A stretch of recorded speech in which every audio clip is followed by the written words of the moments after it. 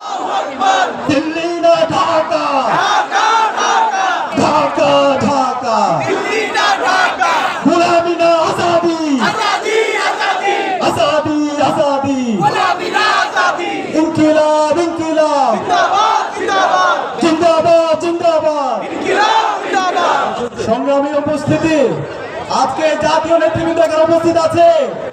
আজকে এখানে জামাত, BNP, NCP, গণ অধিকার পরিষদ, এবি পার্টি সহ বাংলাদেশের চরমরাই সহ ইসলামিক দল সহ সকল রাজনৈতিক দলের প্রতিনিধিরা আছে, ছাত্র সংগঠনের প্রতিনিধিরা আসে। আমাদের এখনই সময় জাতীয় ঐক্যবদ্ধ, আমাদের এখনই সময় আমাদের কমন এনিমিকে ঠিক করার, আমাদের এখনই সময় আমাদের শত্রু এবং মিত্রকে আইডেন্টিফাই করার সময়। আমি সবাইকে আহ্বান করব, আজকে বিপ্লব পরবর্তী 16 মাস পার হয়েছে। বিপ্লব পরবর্তী আমাদের মধ্যে অনেক বিভাজন তৈরি হয়েছে।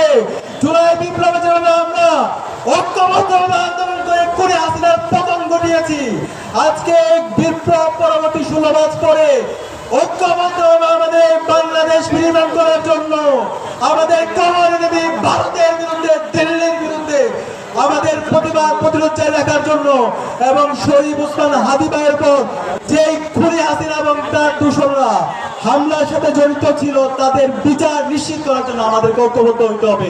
আমরা কি পারবো ইনশাআল্লাহ?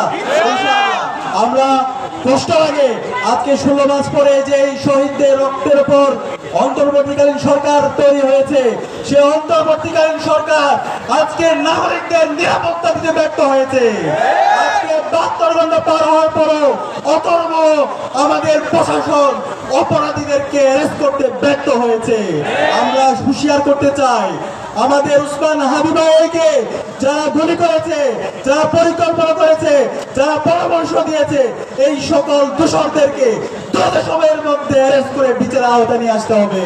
একই সাথে বাংলাদেশে খুনি হাসিনা, নিষিদ্ধ আওয়ামী লীগ, যুবলীগ তাদের রাজনীতি করার অধিকার নেই। তারা সন্ত্রাসী গোষ্ঠী। বাংলাদেশের স্বাধীনতা সার্বভৌমত্বের জন্য এই আওয়ামী লীগ হুমকি। একই সাথে আমাদের সবাইকে আগামী দিনের বাংলাদেশ বিনির্মাণ করার জন্য এবং সুন্দর সুখী সমৃদ্ধ বাংলাদেশ বিনির্মাণ করার জন্য এবং ওসমান হাদি ভাইয়ের সন্ত্রাসী যারা হামলা করছে তাদের বিচার আওতার জন্য ঐক্যবদ্ধ আন্দোলন সংগ্রাম জায়গাকে উদাত্ত আহ্বান জানিয়ে আমি আমার কথা থেকে শেষ করছি। ইনকিলাব জিন্দাবাদ। প্রিয় সংগ্রামী বন্ধুগণ, এই